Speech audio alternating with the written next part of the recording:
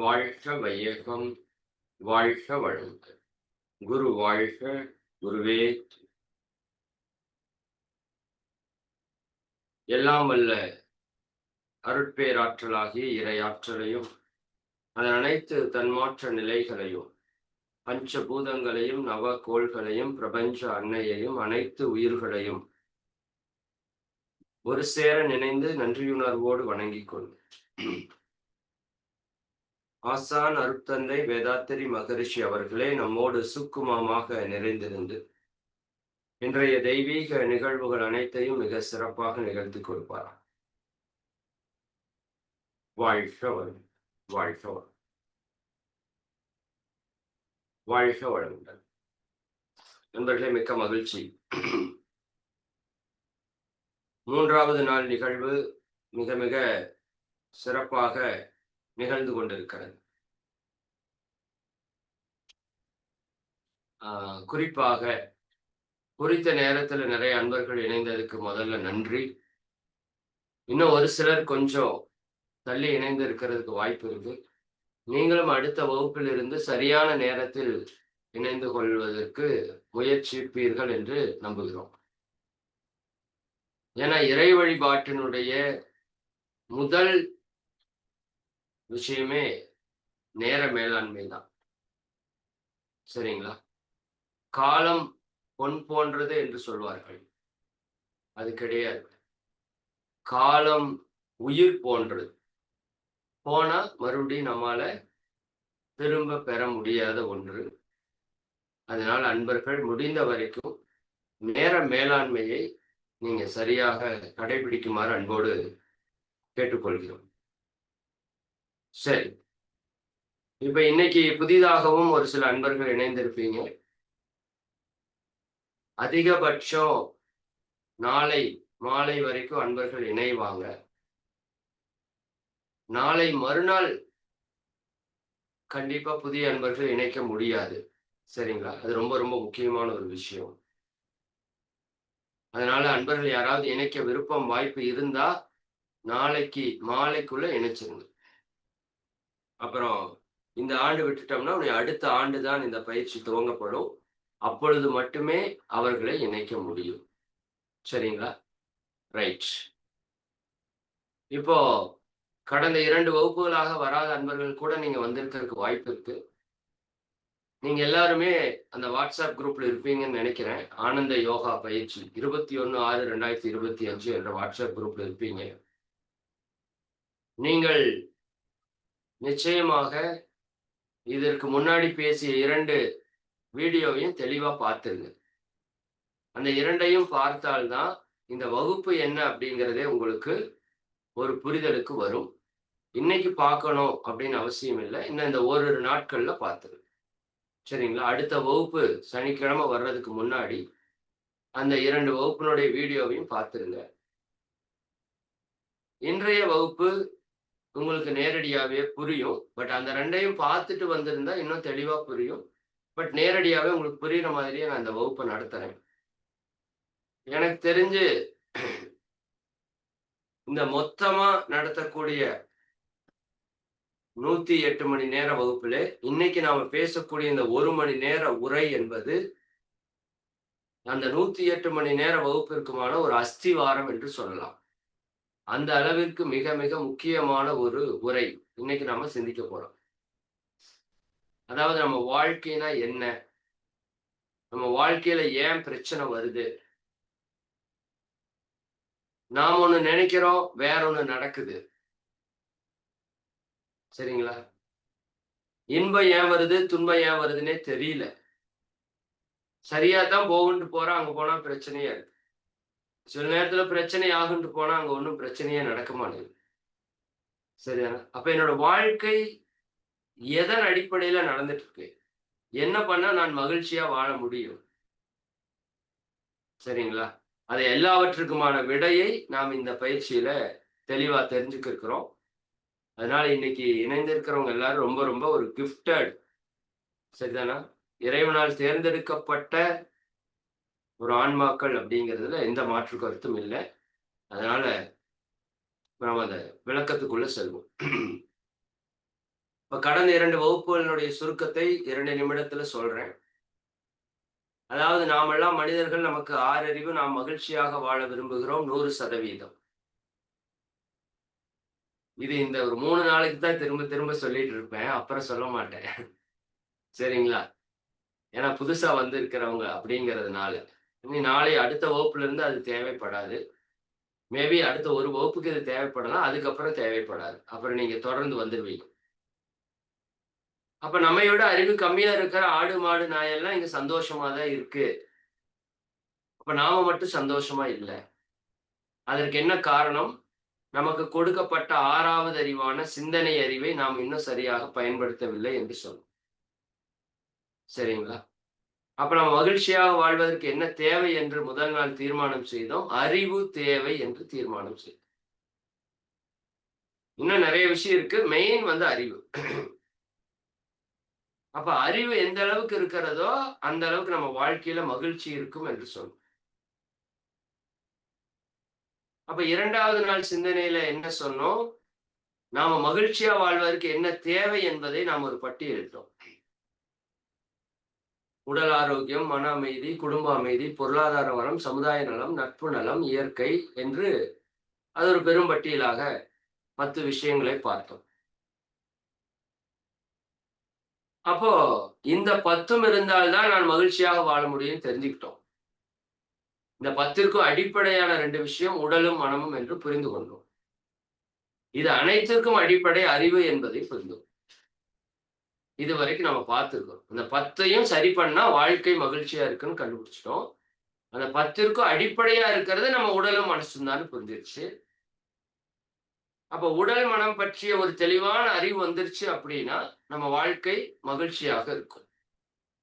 சரிங்களா? சரி. இதை 2 நாட்களாக பார்த்திருக்கிறோம். இன்னைக்கு நம்ம வாழ்க்கையில என்ன நடக்குது? இறைவனுக்கும் நமக்கு என்ன சம்பந்தம்? இன்னைக்கு தெரிஞ்சுக்க போறோம். கடவுளுக்கும் நமக்கு என்ன சம்பந்தம்? ஏன் சில நேரங்கள்ல கடவுள் உங்கள காப்பாத்துறாரு, சில நேரங்கள்ல கைவிட்டுறாரு. சில வேண்டுதல்கள் பலிக்குது, பல வேண்டுதல்கள் ஏன் பலிக்கிறது இல்ல? சரிங்களா? நாம போய் கடவுள்ட்ட போய் திட்டுவோம். உனக்கெல்லாம் கண்ணு, காது, மூக்கு, வாயெல்லாம் இல்லையா? அதுபோக இன்னொரு விஷயத்தை பற்றி இன்னைக்கு சிந்திக்க போறோம். எல்லாம் என் தல விதி என்று நாம் அடிக்கடி சொல்ற ஒரு வார்த்தை உங்களுக்கு தெரியும். சரிங்களா? அது ஏதாவது கஷ்டம் வந்துருச்சுன்னா, உடனே என்ன வார்த்தை சொல்றோம்? எல்லாம் என் தல விதியப்பா! அப்படின்னு சொல்றோம். சரிதானா? அப்ப கடவுள், தலைவிதி, இன்பத் துன்பம், வாழ்க்கை, கர்மா இது எல்லாத்த பத்திய விளக்கத்த நம்ம இப்போ பார்க்கலாம். சரிங்களா? சரி. ரொம்ப கேஷுவலா ஜாலியா இருங்க.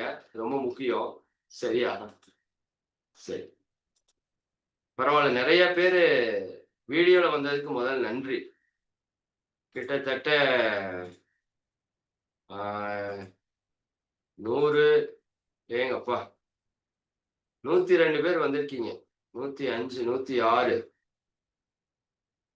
110 இன்னும் சொன்னதுக்கு அப்புறம் தான் வீடியோவே ஆன் ஆகுது. சரி பரவால்ல. ஓகே. 120 மொத்தம் எவ்வளோ பேர் இருக்கீங்க தெரியுமா? 464 பேர் இருக்கீங்க Zoomல மட்டும். சரிங்களா? Zoomல மட்டும் 464 பேர் இருக்கீங்க. சரியா? பட் வீடியோ ஆன் பண்ணியிருக்கிறவங்க 125 பேர் தான் பண்ணியிருக்கீங்க. எனக்கு இங்க எல்லாமே தெரியும். சரிங்களா? ஓகே. நான் இது வந்து நீங்க இப்படி பண்றது தான் நல்லது அப்படின்னு சொல்ல மாட்டேன். பட் நீங்க சின்சியரா இருக்கிறதுக்கான ஒரு வாய்ப்பா இதை நீங்க வந்து பயன்படுத்திக்கணுங்கிறதுக்காக நான் சொல்றேன். சரிங்களா? இது நம்மை மேம்படுத்துவதற்கான ஒரு வாய்ப்பா நீங்க வந்து பயன்படுத்திக்கணும். அதுக்காக சொல்றேன். எல்லாருமே அதுல வர்றதுக்கு முயற்சி பண்ணுங்க. சரிங்களா? இனி அடுத்தடுத்த வகுப்புகள்ல நம்ம டிஸ்கஷன் எல்லாம் பண்ணுவோம், பேசுவோம். அப்போவெல்லாம் பார்த்தீங்க அப்படின்னா, நீங்க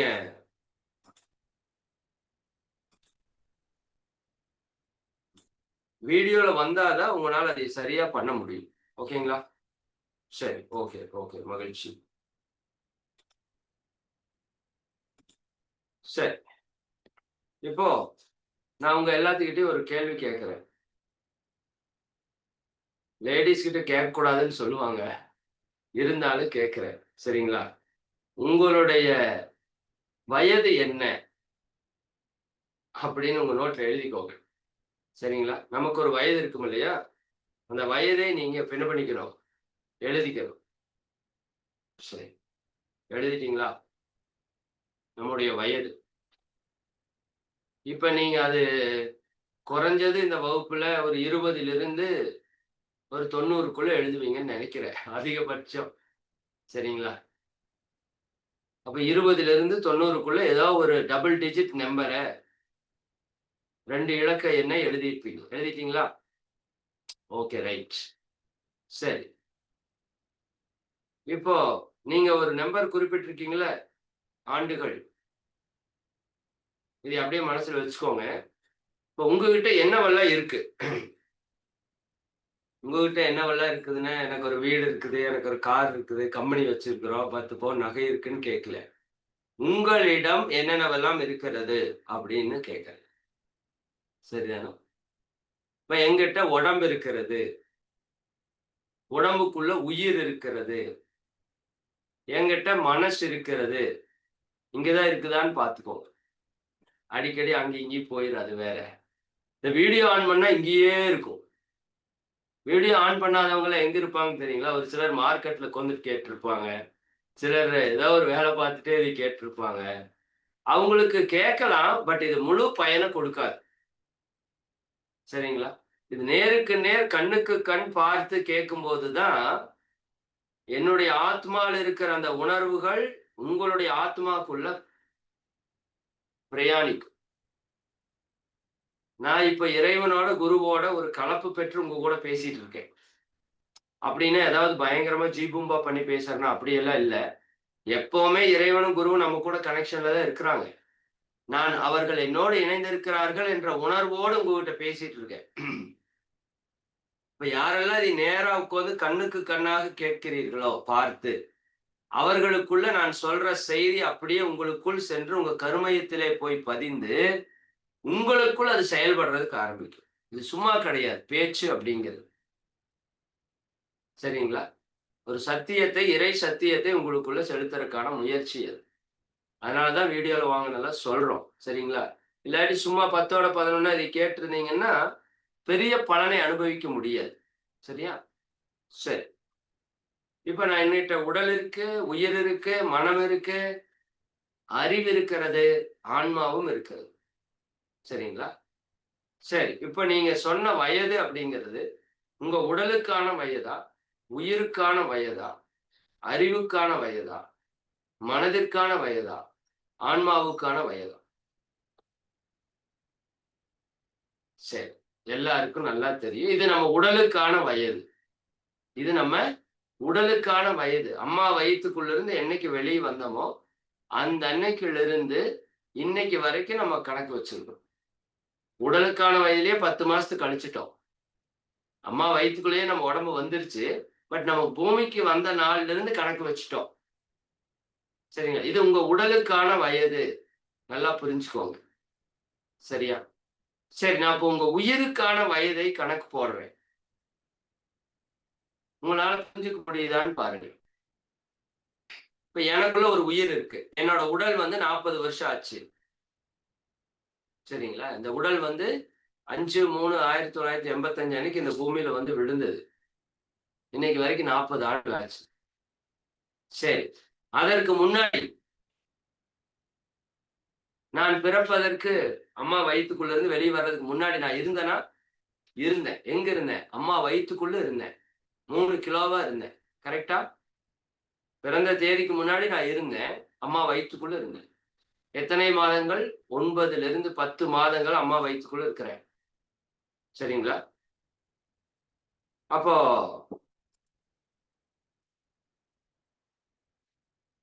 ஒரே நிமிடம்.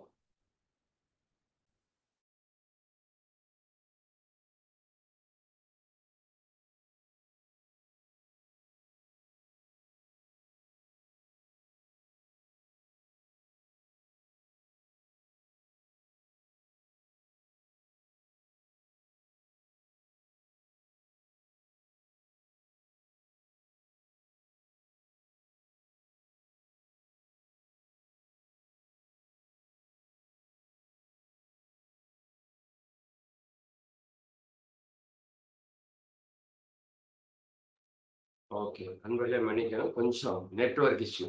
ஓகே. சரி. அப்ப என்னுடைய உடல் அம்மா வயித்துக்குள்ள இருந்தது. நீங்களும் அப்படிதான் இருந்தீங்க. இப்படியே பின்னாடியே போங்க. 10 மாசம், 9 மாசம், 8, 7, 6, 5, 4, 3, 2, 1 மாசம். முதல் நாள் நான் உருவாகுறேன். அப்பாவுடைய உயிரணு, அம்மாவுடைய கருமுட்டை. சரிங்களா? 2ம் இணைந்து அம்மா வயித்துக்குள்ள இரு செல்லும் ஒரு செல்லாக மாறுகிறது. அப்பதான் நான் உருவாகுறேன். நீங்களும் அப்படிதான் உருவானீங்க. சரிங்களா? அம்மாவுடைய கருமுட்டை உயிரணு அதுக்கு பேரு. அப்பாவுடைய உயிரணு 2ம் சேர்ந்து ஈருயிர் ஓர் உயிராக மாற்றம் பெற்றது. புரிஞ்சுதா? அப்ப நான் அம்மா வயித்துக்குள்ள உருவாகிறதுக்கு முன்னாடி எப்படி இருந்தேன்? என்னோட அப்பா கிட்ட உயிரணுவாக, என் அம்மாவிடம் கருமுட்டையாக இருந்தேன். புரியுதா? அப்ப நான் உருவாகிறதுக்கு முன்னாடியே எங்க இருந்தேன்? என்னோட உயிர் எங்க இருந்தது? என்னுடைய அம்மாவிடம் பாதி, அப்பாவிடம் பாதி இருந்தது. அவர்களிடமிருந்து அந்த உயிர் எனக்கு வந்திருக்கிறது. புரியுதா? ஒரு மரம் இருக்கிறது. மரத்திலிருந்து விதை வருகிறது. அந்த விதையை போட்டா இன்னொரு மரம் வளர்கிறது. அந்த விதையை போட்டா இன்னொரு மரம் வளர்கிறது. சரியா? அப்ப அது போல இந்த உயிர் அணு இருக்கு பாத்தீங்களா? அந்த உயிரணு எனக்கு எங்கிருந்து வந்ததுன்னா, என்னுடைய பெற்றோரிடமிருந்து எனக்கு வந்தது. சரியா? அப்ப என்னுடைய உயிருக்கு வயது என்ன? இப்ப இருக்கிற 40 ஆண்டுகள். என்னுடைய பெற்றோர் அவங்க பிறந்ததிலிருந்து நான் பிறக்கிற வரைக்கும், எங்க அப்பாவுக்கு ஒரு 30 வயதுல நான் பிறந்திருப்பேன்னு வச்சுக்கோங்க. எங்க அம்மாவுக்கு ஒரு 25 வயதுல நான் பிறந்திருக்கிறேன்னு வச்சுக்கோங்க. அப்ப 30 கூட்டல் ஒரு 25, 55. இப்போ ஒரு 40 வருஷம். 95 வயதுகள் என்னுடைய உயிருக்கு. புரியுதுங்களா? சரி, இந்த உயிர் என்னோட அம்மாவுக்கு எப்படி வந்தது? அவங்க அப்பா அம்மாட்டிருந்து வந்துச்சு. எங்க அப்பாவுக்கு எப்படி வந்தது? அவங்க அப்பா அம்மாட்டிருந்து வந்துச்சு. அப்ப அதுல ஒரு 55, 55, 110 சேர்த்துனீங்க அப்படின்னா, என்னுடைய வயது இப்போ 205. என்னோட உயிரோட வயது. சரி, அவங்களுக்கு தாத்தா, பாட்டிக்கு எங்கிருந்து வந்துச்சுன்னா, அவங்க அம்மா, அப்பா. அவங்களுக்கு அவங்க அம்மா, அப்பா. அவங்களுக்கு அவங்க அம்மா, அப்பா. அவங்களுக்கு அவங்க அம்மா, அப்பா. இப்படியே போனா, மனித இனம் தோன்றி 16 லட்சம் ஆண்டுகள் ஆச்சுன்னு சொல்றாங்க. 16 லட்சம் ஆண்டுகள். எத்தனை ஜென்மம் எடுத்து வந்திருப்போம். சரிங்களா? அத்தனை ஜென்மத்தினுடைய ஆண்டுகள் என்னுடைய உயிரினுடைய வயது. உங்க ஒவ்வொருத்தருக்கும் அப்படித்தான். சரிங்களா? சரி, இந்த மனுஷனுக்கு உயிர் எங்கிருந்து வந்தது? மனுஷனுக்கு குரங்குல இருந்து வந்தது. சரிங்களா? டார்வினுடைய பரிணாம கொள்கையை நம்ம ஏத்துக்கிறோம். உண்மை அதுதான். 5 அறிவிலிருந்து 6 அறிவு வந்தது. அப்ப என்னுடைய உயிர் எங்கிருந்து வந்தது? குரங்கிலிருந்து வந்தது. குரங்கா எத்தனை ஜென்மம் இருந்துன்னு தெரியல. அதுக்கு முன்னாடி 4 அறிவு ஊர்வன. பல ஜென்மங்கள் அப்படி இருந்திருக்கிறோம். அதுக்கு முன்னாடி 3 அறிவு பூச்சிகள். அதுக்கு முன்னாடி 2 அறிவு புழுக்கள். அதுக்கு முன்னாடி ஓரறிவு தாவரம். சரிங்களா? அதைத்தான் சிவபுராணத்துல ஒரு இடத்துல சொல்லுவாங்க. புல்லாய், பூடாய், புழுவாய், மரமாய், பேயாய், கணங்களாய், பல்விருகமாய், பாம்பாய், அசுரராய், முனிவராய், தேவராய். சரிதானுங்களா? எல்லா பிறப்பும் பிறந்திழைத்தேன் எம்பெருமான் அப்படின்னு சொல்லிப்பார். அப்ப இதுல என்ன அர்த்தம் அப்படின்னா, நாம இன்னைக்கு வாழ்ற இந்த 40 வருஷ வாழ்க்கை மட்டும் நம்முடையது அல்ல. சரிங்களா? இந்த உடலுக்கானதுதான் 40 வருஷ வாழ்க்கை. என்னுடைய உயிருக்கான வயது பல 1000 லட்சம் ஆண்டுகள். சரிங்களா? இது புரிஞ்சிருச்சா? சரி, உயிர்ல என்ன நடக்குது அப்படின்னா, நம்ம பார்க்கிறது, கேட்கறது, சொல்றது, செய்யறது, நினைக்கிறது எல்லாம் உயிர்ல ரெக்கார்ட் ஆகுது. அதை பத்தி எல்லாம் பின்னாடி விளக்கமா பார்ப்போம். இப்போதைக்கு ரெக்கார்ட் ஆகுதுன்னு மட்டும் புரிஞ்சுக்கோ. அது எப்படி தம்பி நாங்க ஒத்துக்கிறது அப்படின்னா, ஒரு பெற்றோருக்கு உடம்புல ஒரு நோய் இருக்குதுன்னா அது அந்த உயிரின் வழியாக, வித்து சக்தியின் வழியாக பரம்பரைக்கு அடுத்த பரம்பரைக்கு அது கடத்தப்படுகிறது. உங்களுக்கு சுகர் இருக்குதுன்னா வீட்ல யாருக்காவது இருக்கான்னு கேட்கிறாங்களா? சொல்றத புரியுதா? பரம்பரை பதிவுகளாக ஹெரிடிட்டரியா மரபணுக்களின் வழியாக கடத்தப்படுகிறது. அப்ப ஒரு குழந்தை யார் மாதிரி இருக்கிறா? அவங்க அம்மா மாரி, அப்பா மாரி, தாத்தா மாரி, பாட்டி மாரி இருக்காங்கன்னு சொல்றீங்கல்ல? அப்ப இது எப்படி வந்ததுன்னா, அந்த உயிரின் வழியாக அந்த பதிவுகள் கடத்தப்படுது. இப்ப நீங்க ஒரு நல்ல விஷயத்த பார்க்குறீங்க அப்படின்னா, உங்க உயிர்ல நல்லது ரெக்கார்ட் ஆயிட்டே இருக்கும். இந்த கேமரா வச்சு ரெக்கார்ட் பண்ற மாரி நம்ம உயிர்ல இறைவன் ரெக்கார்ட் பண்ணிட்டே இருக்கிறான். நீங்க கேட்கிறதெல்லாம் ரெக்கார்ட் பண்ணிட்டே இருக்கிறான். நீங்க சுவைக்கிறது, நுகர்றது, உணர்றது, சிந்திக்கிறது கூட ரெக்கார்ட் பண்ணிருவோம். நல்லதோ, கெட்டதோ எல்லாத்தையுமே ரெக்கார்ட் பண்ணிருவோம். அத உங்க உயிர்ல பதிவும் பண்ணிருவோம்.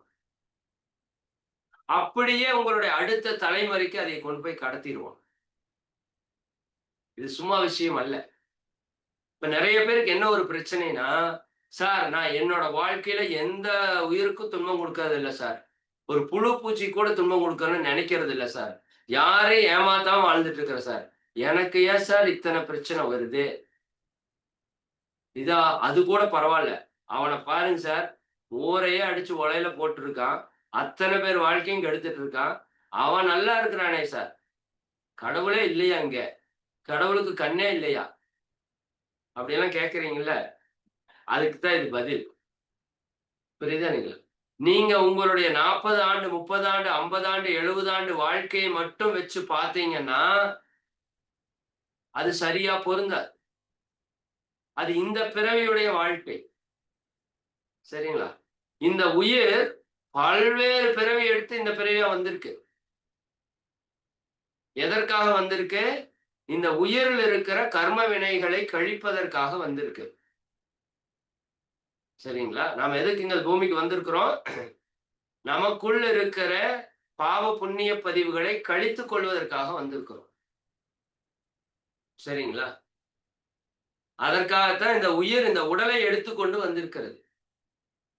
நீங்க ஒரு வேலைய முடிக்கிறதுக்கு ஒரு வண்டி எடுத்துட்டு போறது மாதிரி. இந்த உயிர் தன்னுடைய கர்ம வினைகளை கழிப்பதற்காக இந்த உடலை எடுத்துக்கொண்டு வந்திருக்கிறது. சரிங்களா? அப்ப இந்த உடலின் மூலமாகத்தான் கர்மாவை சேர்த்த முடியும், கர்மாவை கழிக்க முடியும். உயிர் தனியே எதையும் பண்ண முடியாது. அப்போ உங்களுடைய உயிரினுடைய வயது என்னன்னா, பல 1000 லட்சம் ஆண்டுகள். இந்த உயிர்ல என்னவெல்லாம் இருக்குது? நீங்க பார்த்தது, கேட்டது, இந்த ஜென்மத்தில் நீங்க பார்த்தது, கேட்டது, செஞ்சது, சொன்னது, நெனச்சது, நல்லது, கெட்டது எல்லாம் ரெக்கார்ட் ஆயிருக்கு. உங்க உயிர்ல நீங்க பார்த்தது, கேட்டது மட்டும் அல்ல. இந்த ஜென்மால பார்த்தது, கேட்டது மட்டும் அல்ல.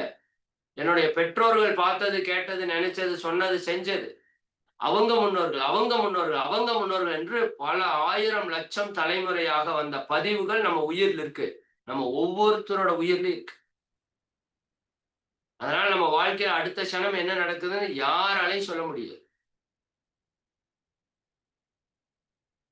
சரிங்களா? இப்ப புரிஞ்சிருச்சா நம்ம வாழ்க்கையில என்ன நடக்குதுன்னு? அப்ப இந்த விஷயத்துல 2 விஷயம். நாம 2 செயல் தான் செய்ய முடியும் இந்த உலகத்துல. தனக்கோ, பிறருக்கோ நல்லது செய்ய முடியும். தனக்கோ, பிறருக்கோ கெட்டது செய்ய முடியும். இத தவிர நீங்க ஒண்ணுமே செய்ய முடியாது. தனக்கோ, பிறருக்கோ நல்லது செஞ்சா அதற்கு பேரு புண்ணியம் என்று பெயர். நல்ல செயல், நல்ல கர்மா, குட் கர்மா. தனக்கோ, பிறருக்கோ துன்பம் தரக்கூடிய செயல் செஞ்சா அது பாவம் என்று பெயர். அதுக்கு பேரு பேட் கர்மா, தீய செயல். புரிஞ்சுதா? இந்த 2டே விஷயம் தான் நம்ம பண்றோம். அப்ப என்னுடைய வாழ்க்கை எதனுடைய அடிப்படையில் இருக்குதுன்னா, என் உயிரில் இருக்கிற பாவ புண்ணியங்களுடைய அடிப்படையில் இருக்குது. நீங்க வச்சிருக்கிற சொத்து பத்தினுடைய அடிப்படையில் இல்ல. உங்களுடைய சொந்த பந்தத்தினுடைய அடிப்படையில் இல்ல. நீங்க படிச்ச படிப்பினுடைய அடிப்படையில் இல்ல. உங்களுக்கு இருக்கிற புகழினுடைய அதிகாரத்தினுடைய அடிப்படையில் இல்ல. உங்களுக்கு இருக்கிற வாழ்க்கை வசதிகளுடைய அடிப்படையில் இல்ல உங்க வாழ்க்கை. உங்களிடம் இருக்கிற பாவ புண்ணியத்தினுடைய அடிப்படையில் இருக்கு. அதனாலதான் சொல்லுவாங்க, ஒருத்தன் நல்லா இருக்கிறான்னா பாரு அவங்க அப்பா பண்ண புண்ணியம் நல்லா இருக்கிறான் பாரு. கேள்விப்பட்டிருக்கீங்களா? ஒருத்தன் கெட்டு போயிட்டானா பாத்தியா, அவங்க அப்பா என்னாட்ட ஆடினா, அவங்க தாத்தா என்னாட்ட ஆடினா, இப்ப பையன் அனுபவிக்கிறான் பாத்தியா? புரியுதா நீங்க? நாமளே சொல்றோம் ஒரு கஷ்டம் வந்துருச்சுன்னா, யார் பண்ண பாவமோ நான் இப்படி சிக்கி தவிக்கிறேன். இன்னும் ஒரு சிலர் தெளிவா சொல்லுவாங்க, நான் எந்த ஜென்மத்துல என்ன பாவம் பண்ணேன்னு தெரியல இறைவா, இப்படி கொண்டாந்து மாட்டி விட்டுட்டியே. சொல்றீங்களா? கல்யாணம் ஆனதுக்கு அப்புறம் நெறைய பேர் சொல்லுவாங்க. சரிதானுங்களா?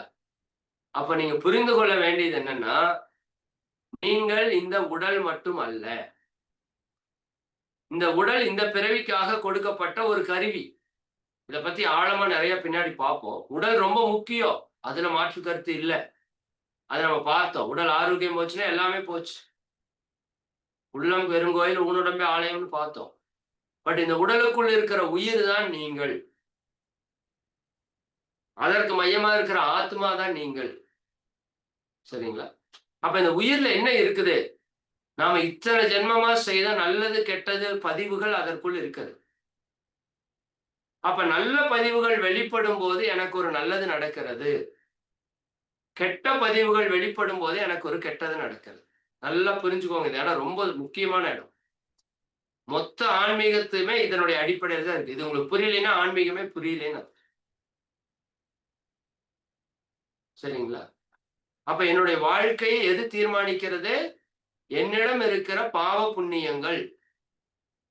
உங்களுடைய எந்த பொருளுமே இல்ல. ஆனா உங்ககிட்ட புண்ணியம் மட்டும் இருந்தா, கடவுளா வந்து உங்கள கஷ்டப்படுத்த முடியாது. பட் உலகமே உங்க கண்ட்ரோல்ல தான் இருக்கு. உங்க பொறுப்புல இருக்கு. உங்களுக்கு சொந்தமா இருக்குன்னாலும், உங்ககிட்ட பாவம் இருந்தால், அதுல ஒண்ணு கூட உங்களுக்கு மகிழ்ச்சிய குடுக்காது. இதுதான் இன்னைக்கு இருக்கிற நிலைமை. இன்னைக்கு நெறைய பேரு காரு, பணம், சொத்து, சுகம் எல்லாம் வச்சிருக்காங்க. பட் சந்தோஷம் இல்ல. மனைவி, மக்கள் எல்லாம் இருக்கிறாங்க. ஆனா புண்ணியம் இல்லை. புண்ணியம் இல்லாத இடத்திலே மகிழ்ச்சி வராது. புரியுதா இல்லையா? அப்போ நான் எதுக்காக இங்க வந்திருக்கிறேன்? என்னிடம் இருக்கிற பாவப் பதிவுகளை கழித்து, புண்ணிய பதிவுகளை பெருக்கி, சரிங்களா? நான் இந்த உலகத்திற்கு வந்த நோக்கம் என்னை உணர்வதற்காக வந்திருக்கிறேன். அல்லது இறைவனை உணர்வதற்காக வந்திருக்கிறேன். சரிங்களா? இப்ப நாம அப்படியே சொன்னேன்ல, இப்ப எனக்குள்ள இதெல்லாம் இருக்குதுன்னு எப்படி சார் நான் நம்புறது? அப்படின்னா முதல் விஷயம் நான் சொன்னேன். அம்மா மாதிரி கண்ணு இருக்கு, அப்பா மாதிரி காது இருக்கு, தாத்தா மாதிரி மூக்கு இருக்கு, பாட்டி மாதிரி நடை இருக்குன்னா, நீங்க அங்கிருந்து வந்ததனுடைய பிரிண்ட் அவுட் அப்படின்னு புரிஞ்சுக்கோங்க ஃபர்ஸ்ட்டு. மகிழ்ச்சி அழகா ஒரு பாட்டுல சொல்லுவாங்க. தந்தை தாய் ஈருயிரும் ஒன்று சேர்ந்து தழைத்து ஒரு உடலாகி இந்த உலகில் வந்தோம். தந்தை தாய் ஈருயிரும் ஒன்று சேர்ந்து தழைத்து ஒரு உடலாகி இந்த உலகில் வந்தோம்.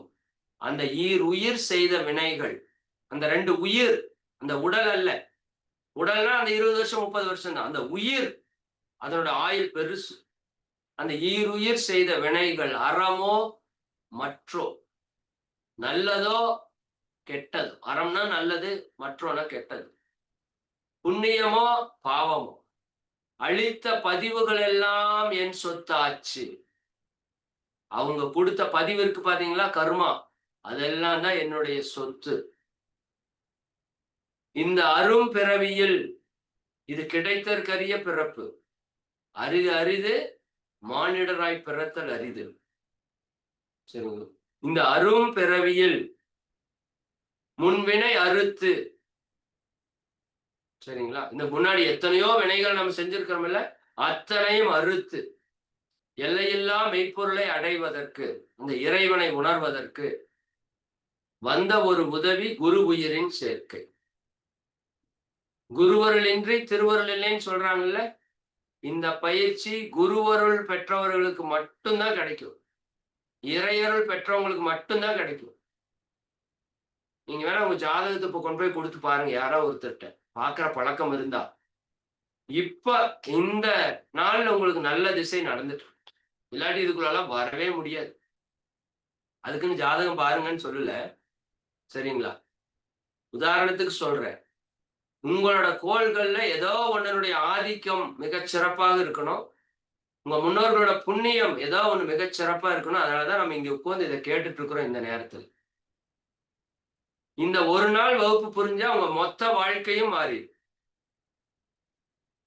மொத்த வாழ்க்கையும் மாறுவதற்கான வாய்ப்பை இந்த ஒரு நாள் வகுப்பே உங்களுக்கு கொடுத்தது. சரி, அப்போ எனக்குள்ள பல 1000 தலைமுறை பதிவுகள் இருக்குதுன்னு முதல்ல நான் புரிஞ்சுக்கணும். சரி, சார் எனக்குள்ள குரங்கோட பிரிண்ட் இருக்குதா? அப்படி ஒரு சிலருக்கு டவுட் வரும். கன்ஃபார்ம் பண்ணட்டுமா? இப்ப நீங்க யாரும் இல்லாத இடத்துல ஒரு ஆலமரம் விழுதுகள் தொங்கிட்டு இருக்கிற ஆலமரத்துக்கு பக்கத்தால நிக்கிறீங்கன்னு வச்சுக்கோங்க. உங்களுக்கு என்ன தோணும்? உண்மையா சொல்லுங்க, என்ன தோணும்? புடிச்சு தொங்கலான்னு தோணுமா இல்லையா? தோணுமா இல்லையா? நீங்க செய்யறீங்க, செய்யாத 2வது. உங்களுக்கு யார் அப்படி தோணணும்னு சொல்லிக் குடுத்தா? இதே சின்ன குழந்தையா இருந்தா என்ன பண்ணுவீங்க தெரியுமா? ஏறி தொங்கிரும். இங்கேயும் அங்கேயும் ஆடிட்டு கிடக்கும். இந்த பதிவு யாருகிட்ட இருந்து வந்தது? குரங்கு கிட்ட இருந்து வந்தது. சரிங்களா? குரங்கு சேட்டை பண்றான்னு சொல்றீங்கல்ல, குழந்தைகள. அதே போல இப்ப குழந்தைங்க சண்டை போட்டுச்சுன்னா என்ன பண்ணுவாங்க பார்த்திருக்கீங்களா? அம்மா இவன் என்னை பெராண்டி வச்சுட்டான், புரண்டி வச்சுட்டான். யார் சொல்லிக் குடுத்தா புரண்டுறது? இன்னும் ஒரு சில குழந்தை, அம்மா இவன் என்னை கடிச்சு வச்சுட்டான். யார் சொல்லிக் குடுத்தீங்க கடிக்கிறதுக்கு? சரியா? இதெல்லாம் விலங்கினத்திலிருந்து வந்த பண்புகள். அதனாலதான் மனுஷங்கிட்ட எல்லா மிருகத்தினுடைய பண்பும் இருக்கும். ஒருத்தன் பாம்பு மாதிரி சீறுவான். ஒருத்தன் நரி மாதிரி தந்திரம் பண்ணுவான். சரிங்களா? ஒருத்தன் நாய் மாதிரி குழைப்பான். ஒருத்தன் எருமை மாதிரி சோம்பேறியா இருப்பான். சரிங்களா? அப்ப இதை வச்சுதான் நம்ம திட்டுவோம். சரிங்களா? எருமை மாடுன்னு சொல்றீங்களா இல்லையா? நீங்க நடந்து போயிட்டு இருக்கீங்க. ஒருத்தர் வந்து உங்க கால மிதிச்சுட்டார். என்ன சொல்வீங்க? வாழ்க வளமுடன். அப்படியே சொல்லுவீங்க. ஏன்டா எருமை மாதிரி வந்து மிதிக்கிறேன்னு தானே கேட்கிறோம். அதுக்கு அவர் என்ன சொல்லுவாரு? வாழ்க வளமுடன் ஐயா, மன்னிக்க வேண்டுகிறேன். அறியாமல் மிதித்து விட்டேன். என்னை மன்னித்தருளுங்க. அப்படியே சொல்லுவாரு. அதுக்கு ஏன்டா நாய் மாதிரி கத்துற? சொல்ல வேண்டியதுதானே. கால் எடுத்து ஓரமா வைடா அப்படின்னு சொல்லுவாங்க இல்லையா? ஏன்டா மரம் மாதிரி நிக்கிறேன்னு தானே திட்டுறீங்க. ஏன்டா புழு மாதிரி நெளியிற? சரி, வீட்டுக்காரர் வர்றாருன்னா சொல்றாரு, "டேய் அது வருது." அவரு வர்றாரு இல்லையா? அது வருது. புத்தகத்த எடுத்து வைங்க. இல்லாட்டி கடிச்சு கொதறிரும்.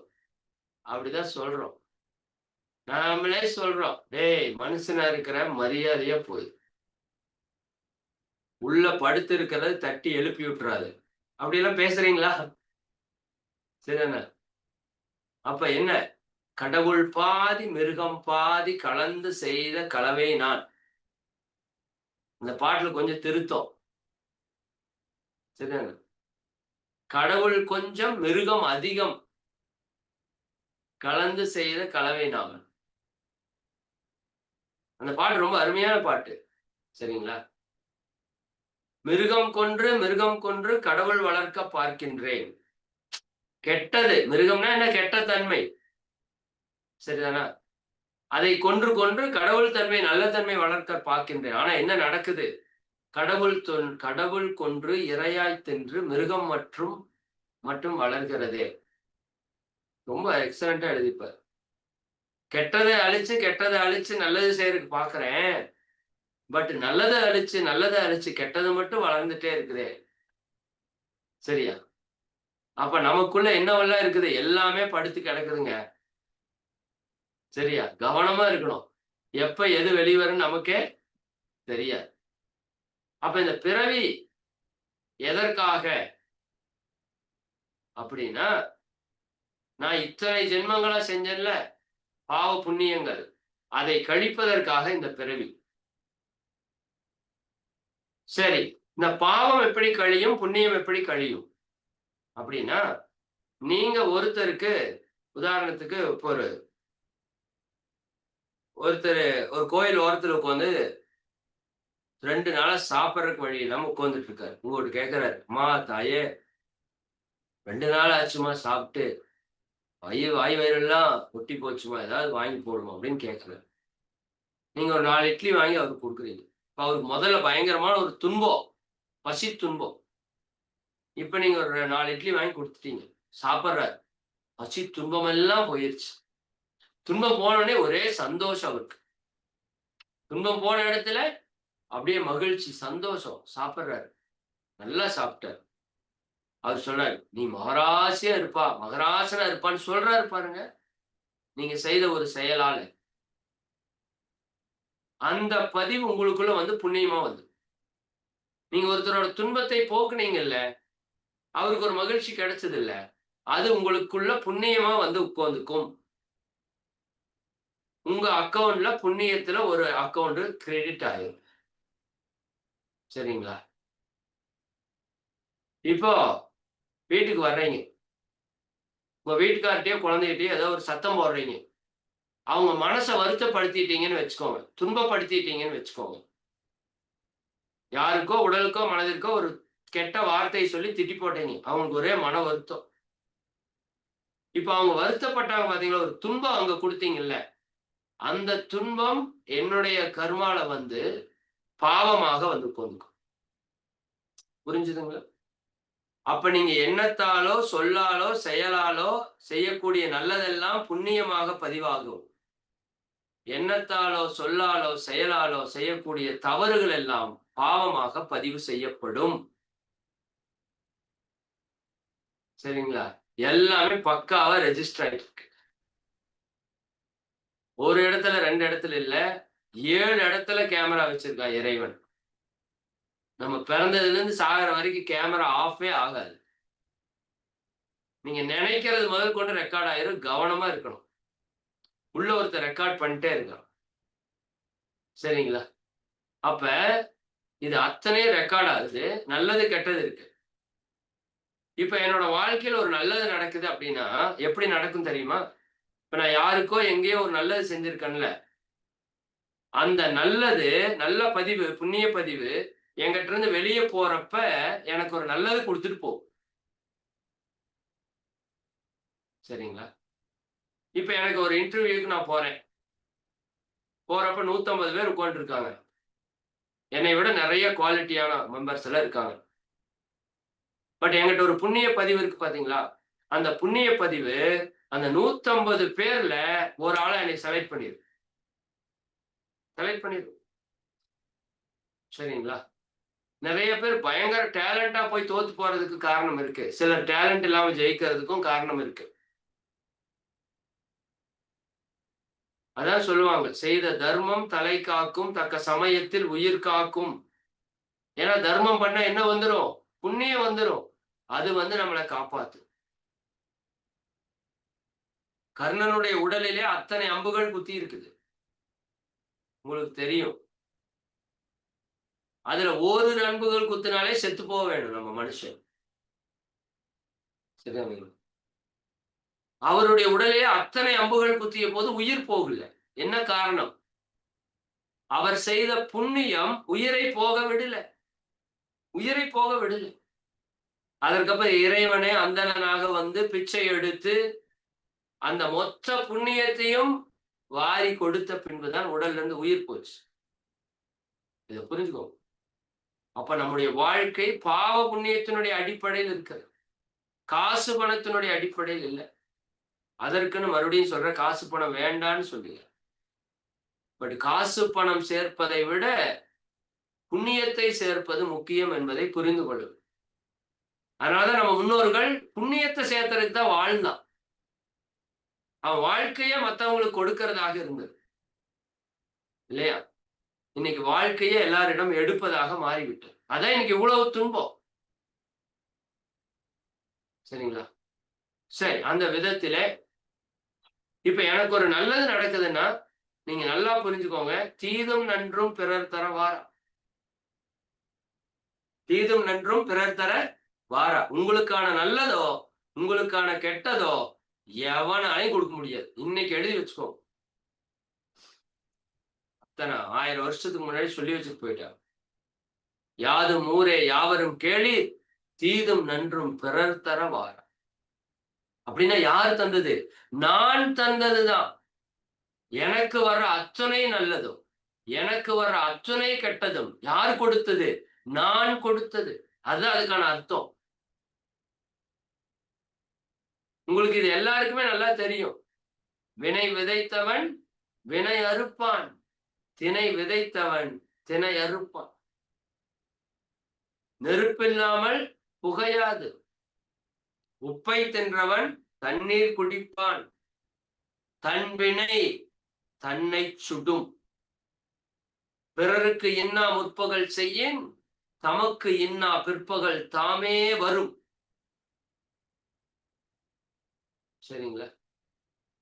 மெர்சல் படத்துல ஒரு டயலாக் வரும். விஜய் ட்ரிபிள் ஆக்ட் நடிச்சிருப்பாரு. அப்பா விஜய், பையன் 2 விஜய். அதுல அப்பா விஜய கொன்றுவாங்க 25 வருஷத்துக்கு முன்னாடி. இந்த பையன் 2 விஜயும் வந்து அவனை கொல்லுவாங்க. அந்த மெஜிஷியன் ஒருத்த வச்சு கொல்லுவான் இல்லையா? பாத்தீங்களா அந்த படம்? அப்ப ஒரு டயலாக் சொல்லுவார். நீ பற்ற வைத்த நெருப்பொன்று உன்னை பற்றியறிய காத்திருக்கும். நீ விதைத்த வினையெல்லாம் உன்னை அறுக்க காத்திருக்கும்.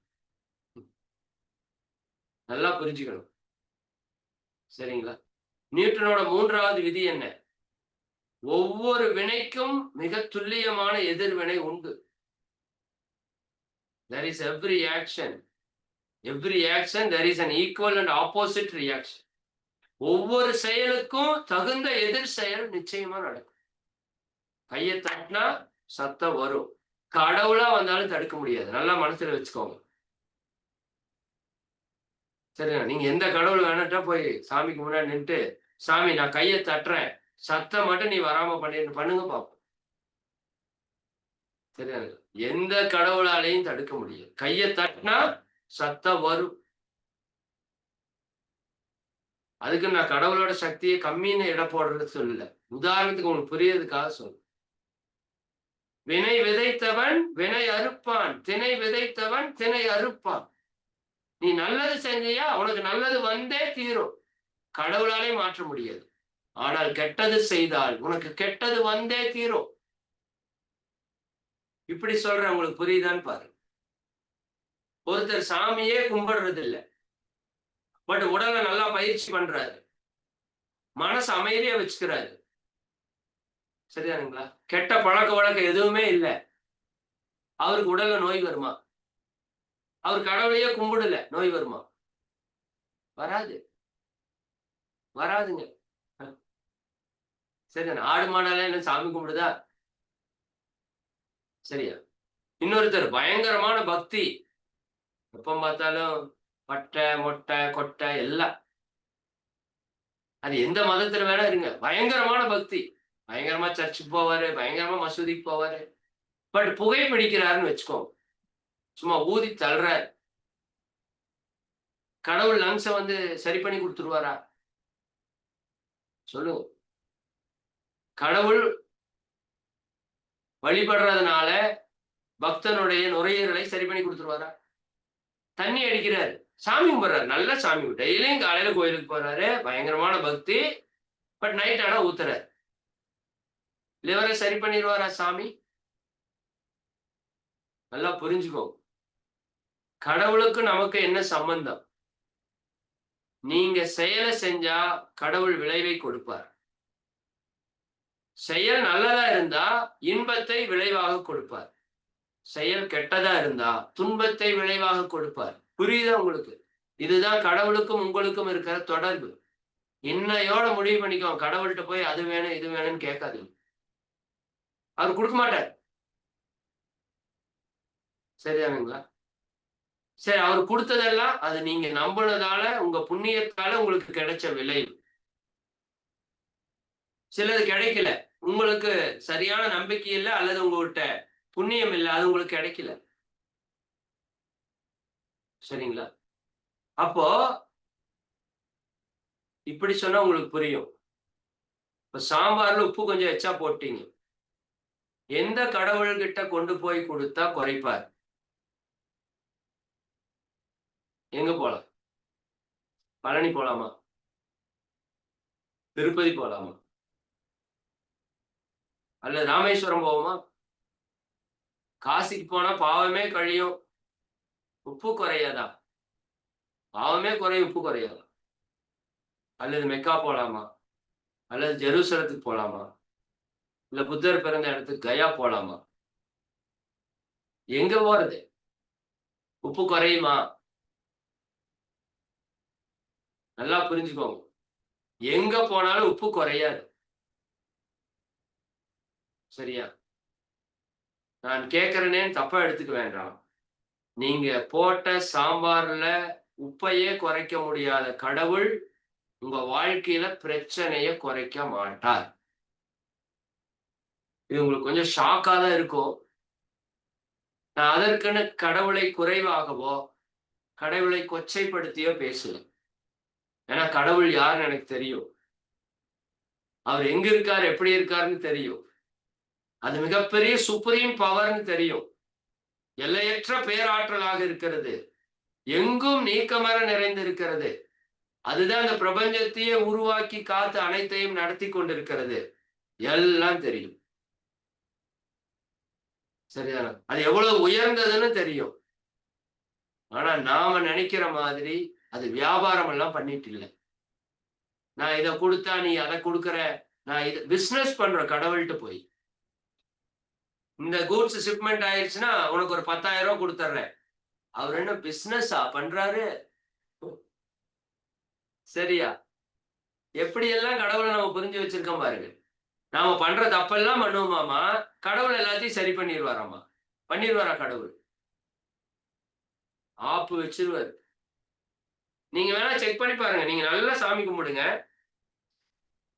இன்னைக்கு போயி மத்தியானம் சாப்பிடறதுக்கு உட்கார்றீங்கல்ல, நீங்க எப்பவுமே ஒரு லிமிட்டா சாப்பிடுறீங்கன்னு வச்சுக்கங்க. ஒரு 300 கிராம், 400 கிராம் சாப்பிடுறீங்க. அப்ப வயிறு நார்மலா இருக்கு. இல்லாட்டி ஒரு 4 இட்லி சாப்பிடுறீங்க. வயிறு நார்மலா இருக்கு. இன்னைக்கு சாமி, நான் இன்னைக்கு ஒரு 10 இட்லி சாப்பிட போறேன் சாமி. நீ எப்படியாவது வயித்து வலி இல்லாம பார்த்துக்கன்னு வேண்டிக்கோ. உட்கார்ந்து 10 இட்லி சாப்பிடுங்க. வயித்து வலி வருமா? வராதா? கன்ஃபார்மா வரும். ஏன்? கடவுள் என்ன சொல்றாரு தெரியுமா? தம்பி இங்க பாரு. உனக்கு அறிவ குடுத்துட்டேன். அதுவும் 6வது அறிவா சிந்தனை அறிவ குடுத்துட்டேன். அத வச்சு நீ என்ன வேணா பண்ண முடியும். என்கிட்ட இருக்கிற எல்லா பவரையும் உங்ககிட்ட குடுத்துட்டேன். நீ அத வச்சு நல்லபடியா வாழுப்பா. ஆனா, இத வச்சு தப்பு பண்ணா, அங்க உனக்கு தண்டனை வரும். அந்த தண்டனையுமே நீ கரெக்ட்டானுங்கிறதுக்கு தான் நான் குடுக்குறேனே தவிர, எனக்கு உன்னை தண்டிக்கணும்னு அவசியம் இல்ல.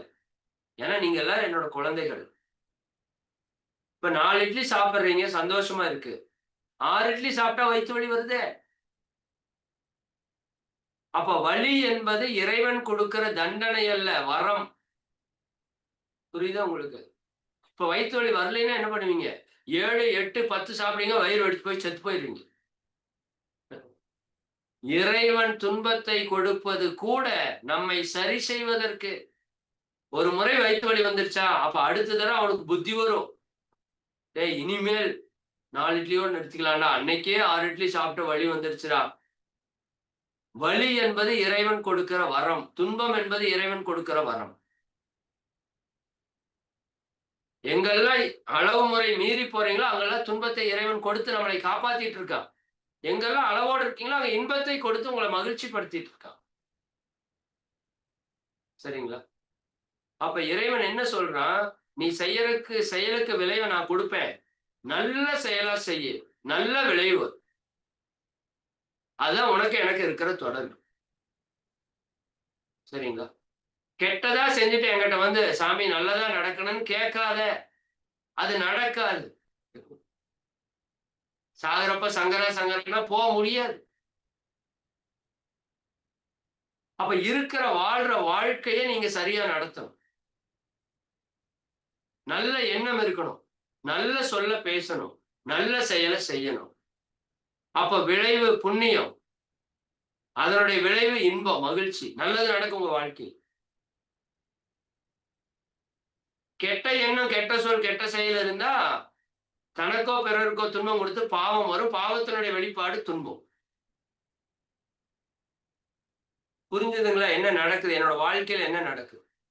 என்னோட உயிரிலே கோடிக்கணக்கான பதிவுகள், பாவ புண்ணிய பதிவுகள் இருக்கு. அதுல புண்ணியத்தினுடைய வெளிப்பாடு நம்ம வாழ்க்கையில நல்லது நடக்குது. பாவத்தினுடைய வெளிப்பாடு துன்பம் நடக்குது. சரிங்களா? இப்போ நான் உதாரணத்துக்கு இப்படி கேட்கிறேன். இப்ப என்னோட மூக்கு நார்மலா இருக்குது. உங்களுக்கும் அப்படிதான் இருக்குது. யாருக்கு தும்மல் வரலைல? வரல. இப்ப மூக்கு நல்லா இருக்கிறது நல்லதா? நல்லது சார். ஓகே. இப்ப உங்க வீட்ட போய் ஒட்டடை அடிக்கிறீங்க. கிளீன் பண்றீங்க. நான் சொல்லிட்டேன். வீட கோவில் மாதிரி வச்சுக்கோங்க. உங்க வீடே ஒரு அறிவு திருக்கோவிலாக, ஆலயமாக மாறப்போகுது. இந்த 1 மாசத்துல நீங்களே மாத்திருவீங்க பாருங்க. உங்க வீடே ஒரு கோவில் மாரி ஆயிரும். நான் அத பத்தியெல்லாம் வகுப்புகள் எடுக்கும்போது, நீங்களே எல்லாத்தையும் கிளீன் பண்ணி கோவில் மாரி மாத்திருவீங்க. இப்ப எல்லாத்தையும் எடுத்து தட்டி தூசு போகுது. இப்ப மூக்குள்ள குப்பை போயிருச்சு. இப்ப என்ன வரும்? ஹச் அப்படின்னு தும்மறீங்கன்னு வச்சுக்கோங்க. சரியா? இப்ப தும்மறப்ப எப்படி இருக்கும்? கொஞ்சம் கஷ்டமா இருக்கும். தும்மல் நல்லதா? சொல்லுங்க. தும்மல் நல்லதா? ஆமா சார் நல்லது. ஏன்? உள்ள குப்பையெல்லாம் போச்சா?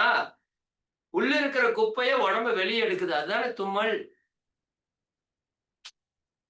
புரிஞ்சுக்கோங்க. நீங்க குப்பைய உள்ள அனுப்பிச்சுட்டீங்க. ஒரு தப்பு பண்ணிட்டீங்க. சரிதானா? அந்த தப்ப இறைவன் உள்ள இருந்து சரி பண்றான். தும்மலா வெளிய தள்ளுறான். அப்ப தும்மல் நல்லதா? நல்லது. அப்ப சளி பிடிக்கிறது நல்லதா? நல்லது. சளிங்கிறது என்ன? தும்மலால வெளியேத்த முடியலைன்னா, அந்த உள்ள இருக்கிற கிருமிக்கு மேல நம்ம உடம்புல இருக்கிற லேயர் ஃபார்ம் ஆகி வெளிய வர்றது தான் சளி. சளி நல்லது. வாந்தி நல்லதா? ஆமா. கண்டத தின்ன, உள்ள போய் ஃபுட் பாய்சன் ஆயிடுச்சு. அப்படியே போனா உடம்பு கெட்டு போயிரும்னு உடம்பு என்ன பண்ணுது? வெளிய தள்ளுது. வாந்தி நல்லதா? நல்லது. ஆனா வர்றப்ப கஷ்டமா இருக்குமா? ஆமா கஷ்டமா தான் இருக்கும். பட் நல்லது. பேதி நல்லதா? நல்லது. காய்ச்சல் நல்லதா? மிக மிக நல்லது. உங்க உடம்பு முழுக்க இருக்கிற கெட்ட அணுக்கள, உயிர்கள அழிக்கிற ப்ராசஸ் தான் காய்ச்சல். அப்ப இப்படி புரிஞ்சுக்கோங்க. தும்மல் நல்லது தானே? நல்லது தான் சார். வர்றப்ப எப்படி இருந்தது? கொஞ்சம் கஷ்டமா இருந்தது சார். சரிங்களா? அது போல உங்க வாழ்க்கையில வர்ற தீமை எல்லாமே நல்லதுதான். அதுக்கு ஒரு உதாரணம், உங்களுக்கு ஒரு பிரச்சனை இப்ப வந்தங்காட்டி தான், நீங்க இந்த பயிற்சிக்குள்ள வந்திருக்கிறீங்க. கரெக்ட்டா? மாற்று கருத்து இருக்கா? கிடையாது. அப்ப இறைவன் என்ன பண்றான்? ஒரு துன்பத்தை கொடுத்து நம்மை நல்வழிப்படுத்துகிறான். சரிதானே? நமக்கு துன்பம் வரலைன்னா நம்ம கடவுளையே நினைக்க மாட்டோம். அறவழியிலேயே வாழ மாட்டோம். எல்லா தப்பும் பண்றதுக்கு ஆரம்பிச்சுரும். சரிங்களா? அப்ப எனக்கு வரக்கூடிய துன்பம் அப்படிங்கிறது என்ன? இன்பம் அப்படிங்கிறது என்ன? நான் செய்த புண்ணியம் வெளிய போகும்போது எனக்கு இன்பம் வருகிறது. நான் செய்த பாவம் வெளிய போகும்போது எனக்கு துன்பம் வருகிறது. அப்போ எனக்கு துன்பம் வர்றப்ப என்னுடைய பாவம் என்னை விட்டு வெளியே செல்கிறது. எனக்கு இன்பம் வரும்போது என்னுடைய புண்ணியம் என்னை விட்டு வெளியே செல்கிறது. இதுல எது ரொம்ப நல்லது? அப்படின்னா, பாவம் என்னை விட்டு வெளியே செல்வது. சரிங்களா? ஒருத்தர நான் அடிச்சுட்டேனுங்க. அவருக்கு வலிச்சிருச்சுங்க. சரியா? அந்த பாவம் எனக்குள்ள போய் உட்கார்ந்துருச்சுங்க. யாரோ ஒருத்தர் வந்து என்னைய அடிப்பார். அடிக்கிறப்ப என்ன ஆகும்? நான் அவருக்கு செய்த பாவம், நான் ஒருத்தர்ட்ட அடி வாங்கும்போது போயிருச்சு. பாவம் போயிருச்சு. அதனால தான் சொன்னாங்க, "இடுக்கண் வருங்கால் நகுக. துன்பம் வர்றப்ப சிரிங்க." ஏன்? என்னுடைய பாவம் வெளிய போயிருச்சு. தும்மல் வர்றப்ப சிரிங்க. என்கிட்ட இருக்கிற கிருமி வெளிய போயிருச்சு. வாந்தி வர்றப்ப சந்தோஷமா இருங்க. என்கிட்ட இருக்கிற கழிவு வெளிய போயிருச்சு. வீட்டுக்காரர் திட்டுறப்ப ஹேப்பியா இருங்க. என்னோட பாவம் வெளிய போயிருச்சு. உங்க பொருள் பிரச்சனை பெருசா மாட்டிக்கிட்டீங்களா? ஹேப்பியா இருங்க. உங்களோட பாவம் வெளிய போயிருச்சு. சரியா? உங்க வாழ்க்கையோட கண்ணோட்டமே மாறிடும். இவ்வளவு நாள் துன்பமே வரக்கூடாதுன்னு இருப்பீங்க. சரிங்களா? துன்பமே வரக்கூடாதுன்னு நீங்க நினைச்சா, உங்ககிட்ட இருந்து பாவமே போகக்கூடாது. எனக்கு அத்தனை பாவம் அப்படியே இருக்கணும்னு நீங்க நினைக்கிறதா அர்த்தம். பாவம் போகணுமா வேண்டாம்? பாவத்தினுடைய வெளிப்பாடு தான் நமக்கு வர்ற துன்பம். அப்ப துன்பப்பட்டு, துன்பப்பட்டு பாவத்தை கழித்துக் கொண்டார்கள். அதனாலதான் வாலண்டியரா போய் துன்பப்படுவாங்க பார்த்திருக்கீங்களா? பெருங்கால்ல பல மைல் நடந்து போறது, வாயில அலகு குத்திக்கிறது, காவடி எடுத்துட்டு நடக்கிறது, தீ மேல நடக்கிறது, இப்படி பல்வேறு சடங்குகள். பட் அப்படி துன்பப்படுவதாலே பாவம் போகாது. சரிதானே? அது பாவத்தை சில நேரத்துல இன்கிரீஸ் கூட பண்ணிரும். அதற்குன்னு நான் பக்தி மார்க்கத்த குறையெல்லாம் சொல்லல. அதற்கு ஒவ்வொன்னுக்குள்ளேயும் ஒரு விஞ்ஞானபூர்வமான விஷயம் இருக்குது. தீமிதி எடுப்பதிலே நல்லது இருக்கிறது. காவடி எடுப்பதிலே நல்லது இருக்கிறது. பல்வேறு விஷயங்கள். அது அது உங்களுக்கு பின்னாடி அத பத்தி எல்லாம் பேசுவோம். நீங்க பொட்டு வைக்கிறதுலருந்து, மொட்டை அடிக்கிறது வரைக்கும் உள்ள ஊருப்பட்ட விஷயம் நல்லது இருக்குது. பட் அது ஏன் பண்ணணும்? எதுக்கு பண்ணணும்? தெரிஞ்சு பண்ணு. சரிங்களா? சரி. அப்போ நம்ம வாழ்க்கையில நீங்க துன்பம் இல்லாம வாழணும்னா, அதற்கு முதல் விஷயம், நாம கெட்டத நினைக்கிறதோ, கெட்டத சொல்றதோ, கெட்டத செய்யறதையோ நிறுத்தணும். சொல்றதுக்கு ரொம்ப நல்லா இருக்கு. உடனே நிறுத்த முடியாது. சரிதானுங்களா? கெட்டத செய்யறதையோ, கோவப்படுறதையோ, பொறாமப்படுறதையோ, கவலைப்படுறதையோ, திட்டுறதையோ, கெட்ட வார்த்தைய சொல்றதையோ, கெட்டத நினைக்கிறதையோ உடனே நிறுத்த முடியாது. அதுக்கு தான் இந்த பயிற்சி. இந்த பயிற்சி யார் ஒருவர் ப்ராப்பரா செய்றாரோ, அவருக்கு நல்ல எண்ணம், நல்ல சொல், நல்ல செயல் வந்துரும். நல்லது மட்டுமே செய்வார். புண்ணியத்தை பெருக்குவார். வாழ்நாள் முழுக்க சந்தோஷமா இருப்பார். சரிங்களா?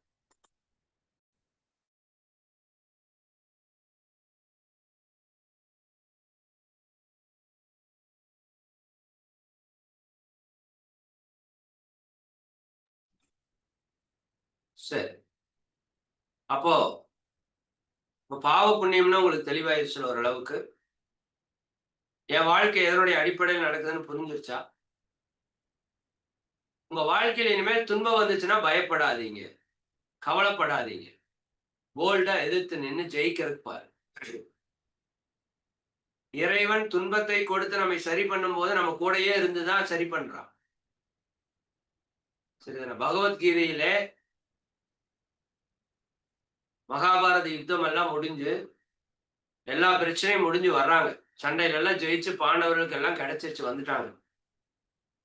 கடைசியா பாண்டவர்களுடைய தாயாரிடம் கிருஷ்ணர் கேட்கிறார். "சரி நான் கிளம்பட்டுமா? உங்களுக்கு வேற ஏதாவது தேவை இருக்கா? நான் ஏதாவது கொடுக்கட்டுமா?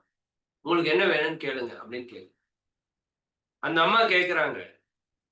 "இன்னும் கொஞ்சம் எனக்கு துன்பம் கொடுன்னு" கேட்குறாங்க. எல்லாரும் தூக்கி வாரி போட்டுருச்சு. ஏப்பா இத்தன வருஷம் போராட்டம், போராயி இத்தன பேர் செத்து, இவ்வளவு துன்பம் வந்து, அப்புறம் தான் இப்ப நல்லா இருக்கிறோம் இன்னைக்கு தான். இன்னைக்கு போய் நீ என்னம்மா கேட்கிற கடவுள்ட்ட? துன்பத்தை கொடுன்னு கேட்கிறீ. அப்ப அந்த அம்மா சொன்னாங்களாம்மா, "துன்பத்தை கொடுன்னு நான் கேட்டதுக்கான காரணம், என் கூட துன்பம் இருக்கிறப்ப, கிருஷ்ணா நீ எங்க கூட தானே இருந்த. நல்லா புரிஞ்சுக்கோ. துன்பம் இருக்கும்போது இறைவன் உங்களோடயே இருக்கிறான். இறைவன் எங்கும் இருக்கிறான். உங்களுக்குள்ளேயும் இருக்கிறான். நீங்களாகவே இருக்கிறான். உங்களை சுற்றிலும் இருக்கிறான். அவன் இல்லாத இடமே கிடையாது. சரிதானா? அப்ப எப்பவெல்லாம் நீங்க துன்பப்படுறீங்களோ, அப்ப கடவுள் உங்க கூட இருந்து காப்பாத்திக் கொண்டிருக்கு. இப்ப துன்பம் வரப்ப பயப்பட வேண்டாம். ஒண்ணு புரிஞ்சுக்கோங்க. துன்பம் வரும்போது என்னுடைய பாவம் வெளியே செல்கிறது. அத மட்டும் புரிஞ்சுக்கோங்க. இன்பம் வரும்போது என்னுடைய புண்ணியம் வெளியே செல்கிறது. "இடும்பைக்கும் இடும்பை பயப்பர் இடும்பைக்கும் இடும்பை படார்ன்னு" ஒரு குறள் இருக்கு. துன்பத்திற்கே துன்பம் கொடுப்பார். நல்லா புரிஞ்சுக்கணும். துன்பத்திற்கே துன்பம் கொடுப்பார். எந்த துன்பம் வரினும் எதிர்நோக்கி நிற்பாயேல் இன்பமே மிகுதி பெறும். துன்பங்கள் தோல்வியுறும்னு சொல்றாரு மகரிஷி. சரியா? லைஃப்ன்னு வந்துருச்சு. என்ன வந்தாலும் பார்த்துக்கலாம். இறைவன் நம்ம கூட இருக்கிறார். இறை ஆற்றல் நம்ம கூட இருக்கு. சரிங்களா? அதனால என்னுடைய வாழ்க்கையில வர்ற அத்தனை துன்பங்களுக்கும் காரணம், நான் இப்பிறவியிலேயோ, முற்பிறவியிலேயோ தெரிந்தோ, தெரியாமலோ, அறிந்தோ, அறியாமலோ செய்த பாவங்கள் என்பதை புரிந்து கொள். அதனாலதான் பாருங்க, யோசிச்சு ஐயப்பன் கோயில் ஒரு சொல்லுவாங்க. நானும் மாலை போட்டு போன ஆளுதான். தெரிந்தும் தெரியாமலும், அறிந்தும் அறியாமலும் செய்த சகல குற்றங்களையும் பொறுத்து காத்து ரட்சிக்க வேண்டும். இதுல என்ன ஒரு தப்புனா, நுட்பம்னா, இவர் தெரிஞ்சும் தப்பு பண்ணுவாராமா, தெரியாமையும் தப்பு பண்ணுவார். அறிஞ்சும் தப்பு பண்ணுவாராமா, அறியாமையும் தப்பு பண்ணுவாராமா, எல்லாத்தையும் ஐயப்பன் வந்து பொறுத்து காத்துருவாராம். எந்த விதத்திலைங்க, சாமி தெரியாம தப்பு பண்ணிட்டா மன்னிச்சுக்கோ, அறியாம தப்பு பண்ணிட்டா மன்னிச்சுக்கோன்னு கேட்கறது கூட ஒரு மரியாதை. தெரிந்தும் தெரியாமலும், அறிந்தும் அறியாமலும் செய்த சகல குற்றங்களையும் பொறுத்து காத்து ரட்சிக்க வேண்டும். ரட்சிக்க மாட்டார். நான் அடிச்சு சொல்றேன். எந்த கடவுளும் உங்களை ரட்சிக்க மாட்டார். சரிங்களா? நெருப்பை தொட்டால் சுடும். இதுதான் கடவுளோட தன்மை. சாமியே நான் நெருப்பை தொடுறேன், சுடக்கூடாதுன்னு போய் சுடுங்க பார்ப்போம், சுடாம இருக்கான்னு பார்ப்போம். நெருப்பை தொட்டால் சுடும். உனக்கு அறிவு இருக்குல்ல, கடவுள் கொடுத்த அறிவு இருக்குல்ல. அந்த உப்பு கதை சொன்னேன்ல,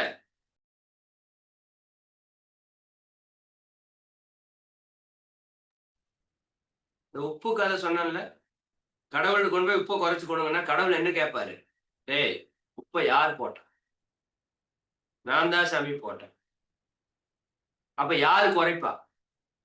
நான் தான் சாமி குறைக்கணும். போய் குறை.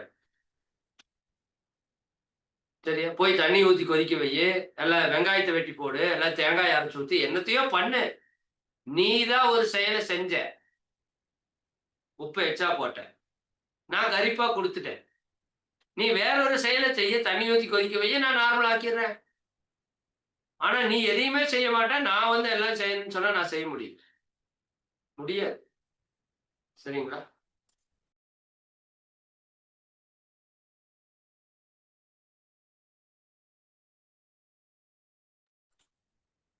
ஒரே நிமிடம்.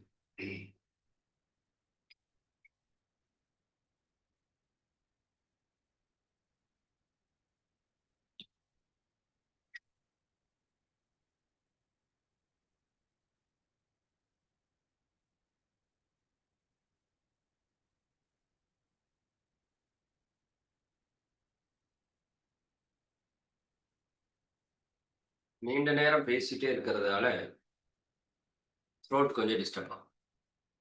சரி, நான் நிறைவுக்கு வந்துட்டேன். இனிமேல் உங்க வாழ்க்கையில புலம்பவே கூடாது. எதுக்குமே புலம்பக்கூடாது. நீங்க புலம்புறதுதான் நாம கடவுளுக்கு செய்யற மிகப்பெரிய துரோகம். ஒரு அம்மா, அப்பா அந்த குழந்தைக்கு என்னவெல்லாம் கொடுக்கணுமோ அத்தனையும் கொடுத்து பார்த்துட்டு இருக்காங்க. அந்த குழந்தை அந்த அம்மா, அப்பாவையே மதிக்காம புலம்பிட்டே கிடக்குதுன்னு வச்சுக்கோங்க. அந்த அம்மா, அப்பாவுக்கு எப்படி இருக்கும்? இவங்க உசுரை கொடுத்து காப்பாத்துறாங்க. அத்தனை வாங்கி கொடுத்துருக்குறாங்க. இன்னும் அந்த குழந்தைக்கு ஏதோ 1, 2 பற்றாக்குறை இருக்குது. அந்த குழந்தை எப்பவுமே நெருக்கிறத வச்சு சந்தோஷமா இல்ல. இல்ல அது இல்லையே, இது இல்லையேன்னு கேட்டே இருந்தா, அந்த அம்மா, அப்பாவுக்கு எவ்வளவு கஷ்டமா இருக்கும். அந்த மாதிரி இறைவன் நம்ம வாழ்க்கைக்கு எல்லாத்தையும் அற்புதத்தை குடுத்துட்டான். நல்ல உடல், நல்ல உயிர், நல்ல மனம், நல்ல வாழ்க்கை, நல்ல சூழல் எல்லாம் குடுத்துட்டான். சரிதானா? அவங்கிட்ட போய் இந்த வாழ்க்கைய பத்தி குறை பேசிட்டே இருக்கிறீங்க அப்படின்னா, அவனுக்கு எப்படி இருக்கும்? சரிங்களா? நல்லா புரிஞ்சுக்கோங்க. நல்லவர் துன்பப்படுவதும், கெட்டவர் நல்லா இருப்பதும் நிலைத்ததல்ல, நீடித்ததல்ல. சரிங்களா? இப்ப நீங்க கேட்கலாம், "ஏன் சார் அவன் கெடுதல் பண்றான், நல்லா இருக்கிறான். ஏன் நான் நல்லது பண்றேன், கெட்டு போறேன்?"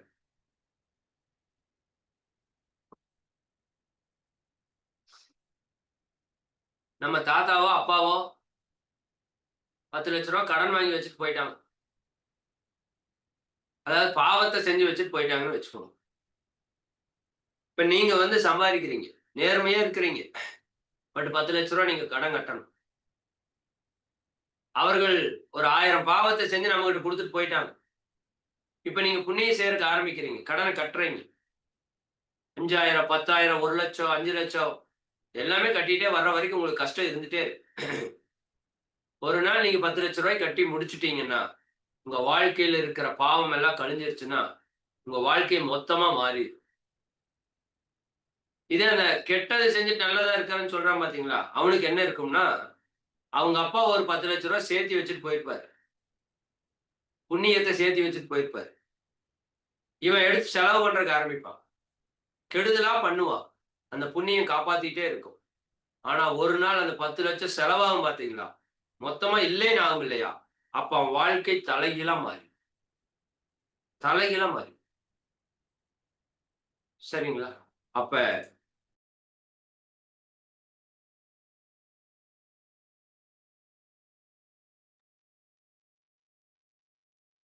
சரி. அப்ப நம்முடைய வாழ்க்கை இறைவனோட ஆசிகளால மிக சிறப்பாக நடந்து கொண்டிருக்கிறது நினைங்க. இப்ப உங்க வாழ்க்கையில சில பல சிக்கல்கள் இருக்கும். அதெல்லாம் தீர்த்தலாம். அதெல்லாம் பெரிய விஷயமே இல்ல. சரிங்களா? இப்ப உங்க வாழ்க்கையில என்ன நடந்தாலும் நன்மைக்கேன்னு புரிஞ்சுக்கோங்க. இதுதான் ஆல் இஸ் வெல். எல்லாம் நன்மைக்கே. சும்மா சொல்லல அந்த வார்த்தை. மிகப்பெரிய ஞான வார்த்தை. எல்லாம் நன்மைக்கே. உங்க வாழ்க்கையில ஒண்ணு நல்லது நடந்துருச்சுன்னா சந்தோஷமா இருங்க. உங்க வாழ்க்கையில ஒரு கெட்டது நடந்தா ரொம்ப சந்தோஷமா இருங்க. சார் என்கிட்ட பாவப்பதிவு இருக்குதா அப்படின்னு நான் எப்படி கண்டுபிடிக்கிறது? அப்படின்னு கேட்டீங்கன்னா, உங்க உடம்புல நோய் இருக்கா? ஆமா சார். அப்ப உங்களுக்கு பாவப்பதிவு இருக்கு. மனதில குழப்பங்கள், சிக்கல்கள், சண்டைகள், சச்சரவுகள், கோபதாபங்கள் இருக்கா? ஆமா. அப்ப உங்களுக்கு பாவப்பதிவு இருக்கு. வாழ்க்கையில பல்வேறு விதமான சிக்கல்கள் இருக்குதா? பொருளாதாரத்தில ஏற்றத்தாழ்வுகள், உறவுகளிலே சிக்கல்கள். ஆமா. இந்த 3 இருக்குதுன்னா, உங்களுக்கு பாவப்பதிவு இருக்குன்னு அர்த்தம். அப்ப எல்லாருக்குமே உலகத்துல இருக்குது. உங்களுக்கு எனக்கு மட்டும் இல்ல. எல்லாருக்கும் எல்லாத்தையும் பாவத்த தூக்கிட்டு தான் வந்திருக்கிறோம். எதுக்காக வந்திருக்கிறோம்? இந்த பாவ புண்ணியத்தை கழித்து, நம்மை உணர்வதற்கு அல்லது இறைவனை உணர்வதற்கு. சரிதானுங்களா?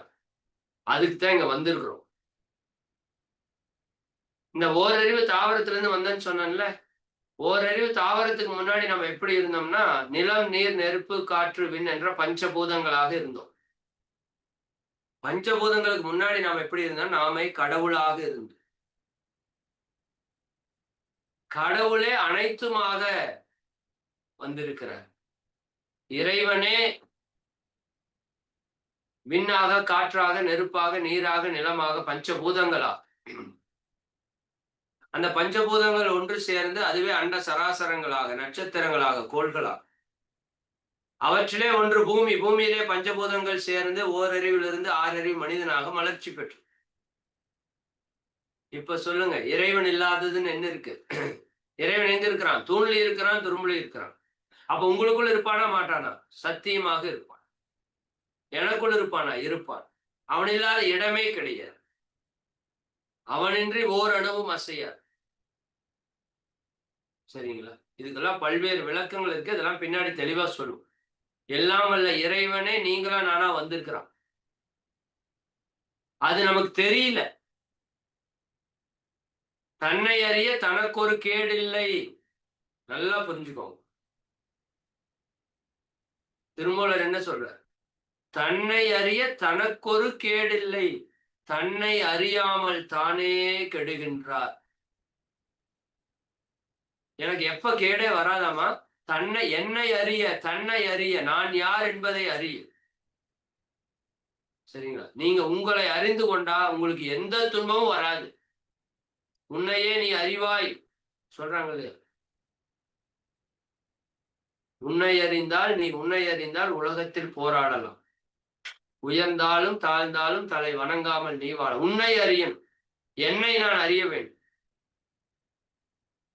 நான்னா யார்? இறைவன். இறைவனை உணர்வதும் என்னை உணர்வதும் ஒன்றுதான்.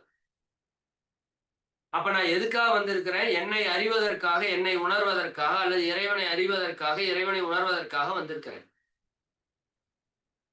அப்ப என்னை அறியறதுக்கு, இறைவனை அறியறதுக்கு எது தடையாக இருக்கிறது அப்படின்னா, என்னுடைய கர்ம வினைகள் தடையாக இருக்கு. அப்ப அந்த கர்ம வினைகளை போக்குவதற்கு தான் இந்த வாழ்க்கைன்னு புரிஞ்சுக்கோங்க. சரி, இந்த கர்ம வினைகளை எப்படி போக்கலாம் அப்படிங்கிறத அடுத்த வகுப்புல தெளிவா சொல்றேன். அதுலதான் யோக பயிற்சியினுடைய அத்தனை ரகசியங்களும் இருக்கு. சரிங்களா?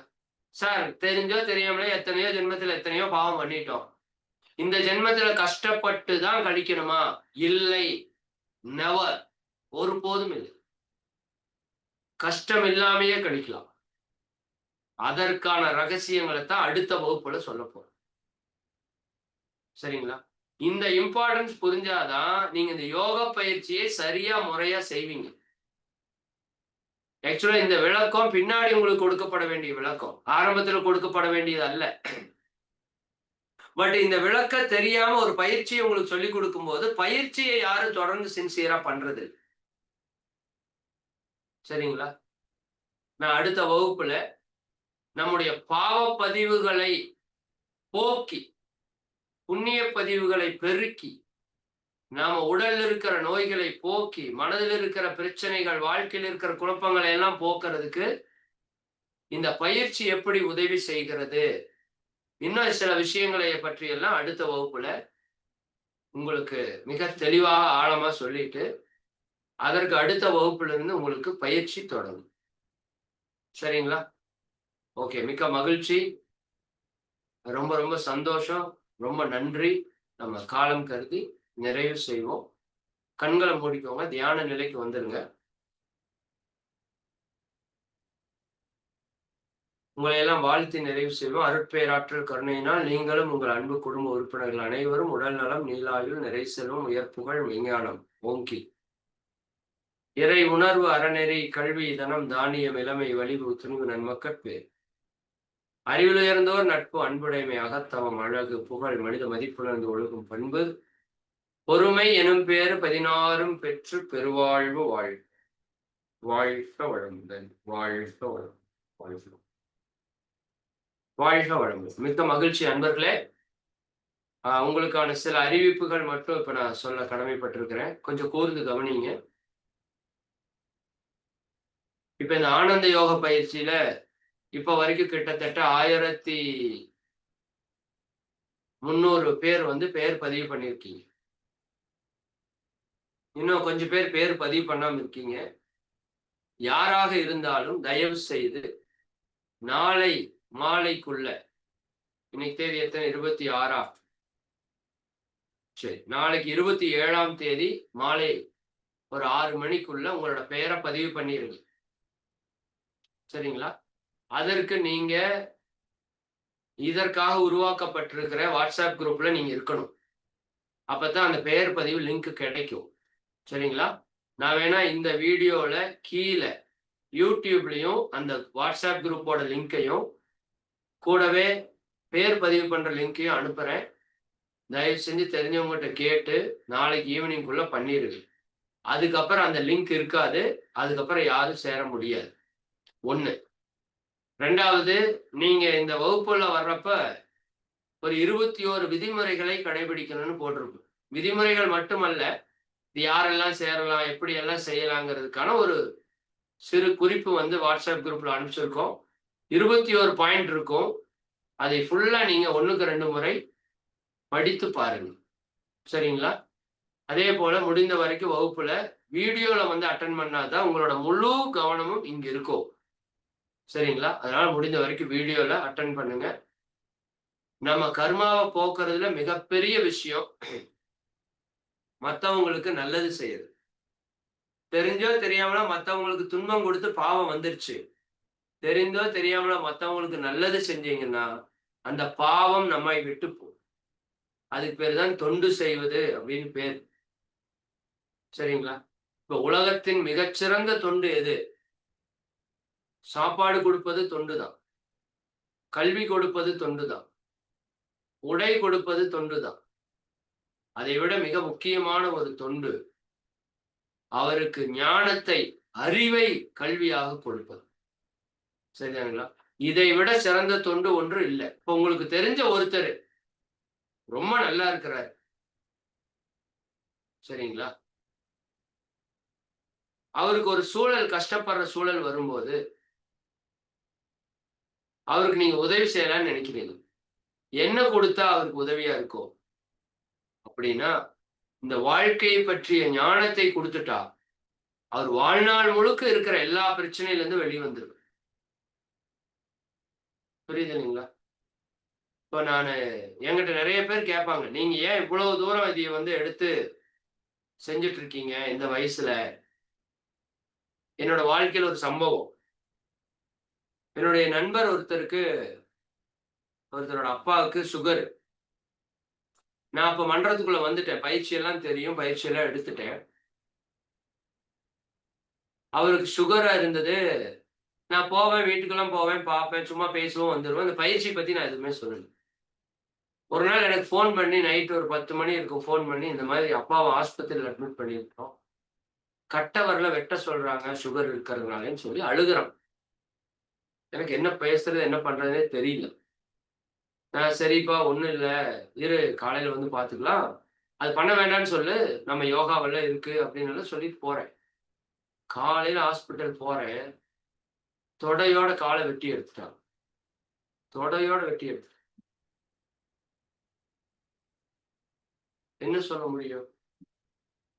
அந்த அப்பா ஒருத்தரால தான் அந்த குடும்பமே நடந்துட்டு இருந்தது. அந்த அம்மாவுக்கு வேலைக்கு போய் பழக்கமே கிடையாது. வெளி உலகமே தெரியாது. அந்த பையன் நான் கம்பெனிக்கு போயிட்டு இருக்கேன். நம்ம யோகா கத்துட்டு கம்பெனிக்கு போயிட்டு இருக்கேன். அவன் காலேஜ் போயிட்டு இருக்கான். 3 இயர்ன்னு நெனைக்கிறேன். அந்த பொண்ணு 1 இயர். இவங்க அப்பா கால் போச்சா? அந்த பையன் படிப்பு போச்சு, புள்ள படிப்பு போச்சு, இந்த அம்மா வேலைக்கு போச்சு. குடும்பமே வீணா போச்சு. இன்னைக்கு வரைக்கும் அந்த கஷ்டத்துல இருக்காங்க அந்த குடும்பம். அப்ப நான் அவர்ட்ட போய் சொன்னேன். அப்பா இந்த மாதிரி ஒரு பயிற்சி இருக்குது. இதுக்கு வந்திருந்தீங்கன்னா சுகர் எல்லாம் ஒண்ணுமே இல்லாம பண்ணியிருக்கலாம். அப்படின்னு சொன்னேன். அப்ப அவர் ஒரே கேள்வி கேட்டார். ஏப்பா இத பத்தி இவ்வளவு தூரம் சொல்றியே, இது ஒரு 6 மாசத்துக்கு முன்னாடி எனக்கு சொல்லியிருக்கலாம்லப்பா. கால் போகாம இருந்திருக்கும்லன்னு கேட்டார். எப்படி இருந்திருக்கும்? நான் அப்ப இருந்து நான் அப்ப அந்த அவர் கால் போனதுக்கு காரணம் நான் தான்னு நான் நெனச்சுட்டு இருக்கேன். உண்மை அதுதான். நான் அத பத்தி சொல்லி, அவர் இந்த பயிற்சிய செஞ்சு, கால் எடுக்காம இருந்தா இன்னைக்கு அந்த குடும்பமே நல்லா இருந்திருக்கும். புரியுதா நான் என்ன சொல்றேன்னு? சரியா? இது மாதிரி உங்களுக்கு தெரிஞ்சவங்க நெறைய பேர் உங்க சொந்தக்காரங்க, நண்பர்கள்லாம் கஷ்டப்பட்டு இருப்பாங்க. அவங்களுக்கெல்லாம் தயவு செஞ்சு சொல்லுங்க. சரிதானா? வரலாங்கிற புண்ணியம் இருந்தா தான் அவங்க வர முடியும். எல்லாரும் வர முடியாது. பட் நாளைக்கு ஒரு கஷ்டம்ன்னு வர்றப்ப, நான் சொன்னேன், நீ வரலைன்னு சொல்லிட்டா பரவால்ல. பட் நீ சொல்லவே இல்லைங்கிற வார்த்தை வந்துரக்கூடாது. அதனால தான் எல்லாத்துக்கும் நான் சொல்லிட்டே இருக்கிறேன். பார்க்கிறவங்ககிட்ட எல்லாம் சொல்லிட்டே இருக்கிறேன். இது பயிற்சி எடுத்துக்கோங்க. உங்க உடம்பு, மனசு நல்லா இருக்கும். உங்க வாழ்க்கை நல்லா இருக்கும். சரிங்களா? அப்ப அதுக்கு ஒரு வாய்ப்பை இறைவன் நமக்கு குடுத்திருக்கிறான். நீங்க பயன்படுத்திக்கோங்க. உங்களுக்கு தெரிஞ்சவங்க எல்லாருக்கும் சொல்லுங்க. கட்டாயப்படுத்த வேண்டியதில்ல. சரிங்களா? எவ்வளோ பேருக்கு சொல்ல முடியுமோ சொல்லுங்க. விதைக்கிறது விதைங்க. முளைக்கிறது மரமாகட்டும், முளைக்காதது உரமாகும். சரிங்களா? வாய்ப்ப பயன்படுத்திக்கோங்க. சரி. அதேபோல இந்த அ டைம் மேனேஜ்மென்ட் மட்டும் கொஞ்சம் பெர்ஃபெக்ட்டா பார்த்துக்கோங்க. அட்டெண்டன்ஸ் ரொம்ப ரொம்ப இம்பார்ட்டன்ட். அடுத்த வகுப்புலருந்து உங்களுக்கு அட்டெண்டன்ஸ் போட்டுருவாங்க. சரிங்களா? உங்களுக்கு எல்லாம் இன்சார்ஜ் எல்லாம் பிளான் பண்ணியாச்சு. எல்லாரும் உங்களுக்கு ஃபோன் பண்ணி பேசுவாங்க. சரி, ஒவ்வொருத்தவங்களுக்கும் ஃபோன் பண்ணி பேசுவாங்க. நீங்க இந்த வகுப்புல இருக்கீங்களா? எத்தன வகுப்பு அட்டெண்ட் பண்ணீங்க? எல்லாம் உங்கள ஃபாலோ பண்ணுவாங்க. ஏனோ தானோன்னலாம் வகுப்பு அட்டெண்ட் பண்ண முடியாது. இப்பவே நான் சொல்லிர்றேன். அப்படி யாராவது இருந்தா நீங்க நின்னுக்கோ. கொஞ்சம் ப்ராப்பரா அட்டெண்ட் பண்ணணும். ஏதோ சும்மா ஃப்ரீயா வந்தோம். வேணும்னா போலாம், வேண்டாட்டி விட்டுறலாம். அப்படி இருக்கிறதா இருந்தா இங்க வர வேண்டாம். சரியா? உங்க வாழ்க்கையில ஒரு பெரும் மாற்றத்தை ஏற்படுத்துறதுக்கு ஒரு பெரும் முயற்சி எடுக்கிறோம். அதுல நீங்க உங்களோட சப்போர்ட் 100% குடுக்கணும். அதனால உங்களுக்கு ஒரு டீம் இன்சார்ஜ் போடுவாங்க. அவங்க இந்த 2 நாள் உங்கள கூப்ட்டு பேசுவாங்க. கன்ஃபார்ம் பண்ணுவாங்க. நீங்க ப்ராப்பரா ஒண்ணா Zoomலயோ அல்லது YouTubeலயோ அல்லது நேரடியா வர முடியலைன்னா, மற்ற ஓய்வு நேரத்தில நீங்க பார்த்து, அவங்களுக்கு அதுக்கான ரிப்ளை நீங்க ப்ராப்பரா குடுத்தரணும். சரிங்களா? அதேபோல இப்போ 500 பேர் Zoom-ஆ இருக்குது இப்போ வரைக்கும். இன்னும் ஒரு 5, 6 வகுப்புகள்ல இது 300 பேர் Zoom-ஆ கன்வெர்ட் ஆயிரும். ஏன்னா, இப்ப கிட்டத்தட்ட இதுக்கு வந்து ஒரு ரூ. 8,000 மாசம் மாசம் செலவு பண்ணிட்டு இருக்கோம். அது எங்களுக்கு ஒரு பெரிய செலவா இருக்குது. அதனால அது 300 பேருக்கா மாத்துனோம்னா, ஒரு ரூ. 3000 செலவோட நின்றும். சரிங்களா? அதனால இது 300 பேர் இருக்கிற Zoom-ஆ மாத்துவோம். அப்படி மாத்தும்போது ஃபர்ஸ்ட் வர்ற 300 பேர் Zoom-ல வாங்க. மித்தவங்கலாம் YouTubeல வந்துக்கலாம். சரிங்களா?